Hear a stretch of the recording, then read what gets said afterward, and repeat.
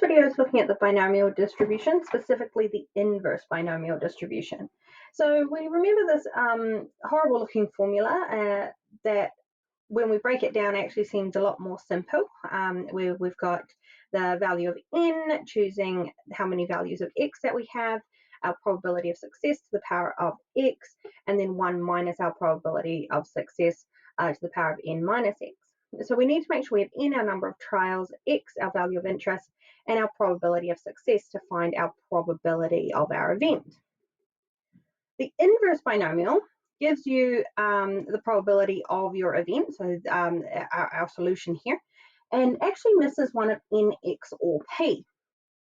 So when solving for x on the graphics calculator, this has actually never been seen in an exam because the formula actually, because if you don't have a graphics calculator, then you won't actually be able to solve it very easily.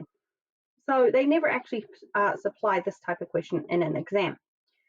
So the question is usually asking for n and p and will always give a value of x equals 0.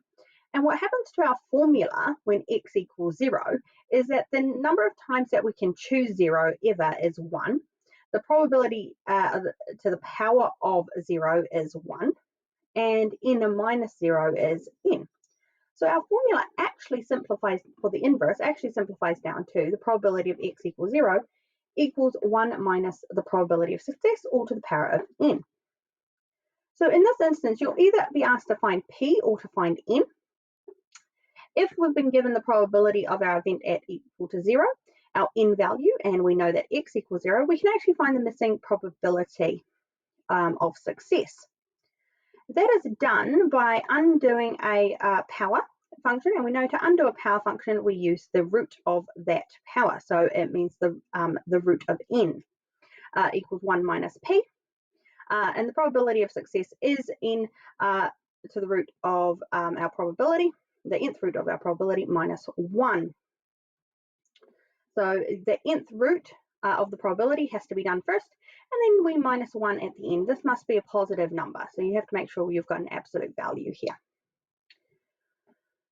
To find the probability, to find n, we're given the probability of our event, we're given the probability of success, and we also know that x is equal to 0. So the missing value is our number of trials. For this instance, we have to remember that to solve a power, not undo a power, to solve a power, the log is the opposite to that a power. So that means we're going to take the log of both sides. So the log is logarithm. So we've got the logarithm of the probability is equal to n, which drops down to the front in the event of a log, being multiplied by the logarithm of 1 minus p.